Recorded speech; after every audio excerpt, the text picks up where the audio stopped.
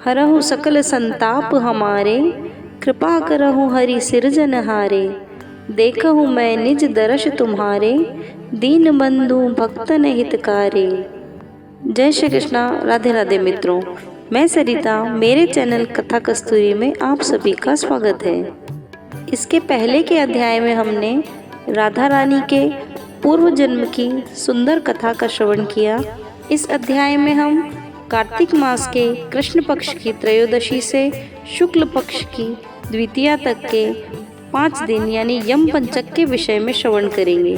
तो आइए हम प्रारंभ करते हैं। महाराज पृथु ने नारद जी से पूछा, हे देवर्षि, यम पंचक काल में दीपदान का क्या महत्व है और विधान है, कृपा करके मुझे बताइए।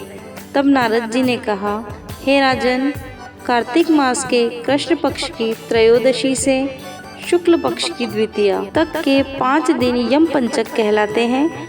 इन दिनों में धनतेरस की रात्रि को यमराज के निमित्त दीपक जलाने से यमराज प्रसन्न होते हैं और अकाल मृत्यु आदि नहीं होती तथा उनके साथ कोई दुर्घटना या अनहोनी नहीं होती।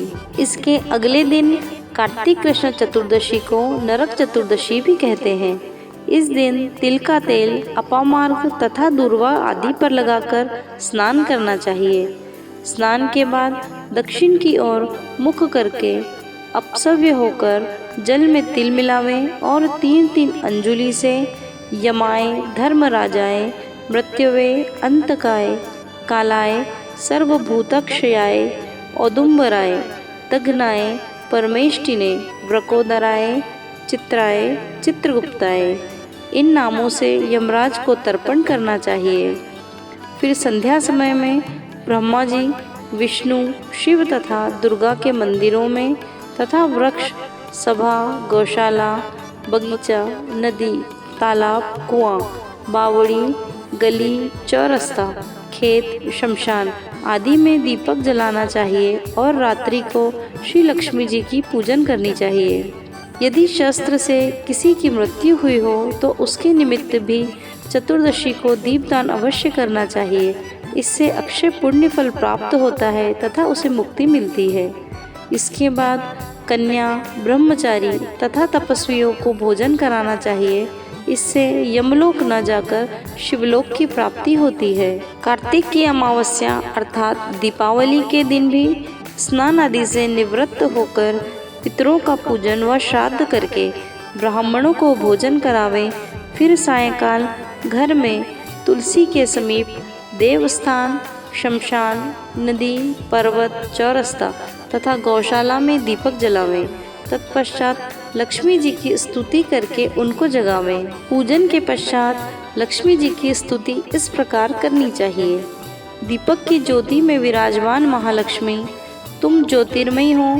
सूर्य, चंद्रमा, अग्नि, सुवर्ण और तारा आदि सभी ज्योतियों की ज्योति हो, तुम्हें नमस्कार है। कार्तिक की दीपावली के पवित्र दिन को इस भूतल पर और गौओं के गोष्ठ में जो लक्ष्मी शोभा पाती है वे सदा मेरे लिए वरदायिनी हो। जिस प्रकार पतिव्रता स्त्री अपने पति से पहले जागती है, उसी प्रकार लक्ष्मी जी भी भगवान से 12 दिन पहले जागती हैं।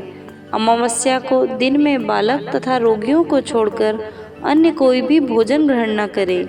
सायंकाल लक्ष्मी जी का पूजन करने के पश्चात ही भोजन करे। घर को फूल माला आदि से सजाकर सारे घर में दीपमाला करें। घर के सभी स्त्री पुरुष नवीन वस्त्र धारण करें और समस्त रात्रि लक्ष्मी जी के समक्ष नृत्य गीत आदि करके हर्षोल्लास से व्यतीत करें।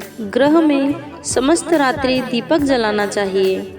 उस रात्रि को लक्ष्मी जी सभी घरों में विहार करती हैं और जो घर अधिक सुंदर, स्वच्छ तथा रमणीक होता है उसमें दीर्घ काल तक निवास करती हैं। एक प्रहर रात्रि शेष रहने पर दारिद्र्य रूप घर का कूड़ा करकट सूप या पुराने पंखे पर रखकर बाहर फेंक देना चाहिए। ऐसा करने से वह घर धन धान्य से परिपूर्ण रहता है। दीपावली के अगले दिन गोबर का गोवर्धन बनाकर बंधु बांधवों सहित गोवर्धन पूजन करें तथा ब्राह्मणों को भोजन करावें।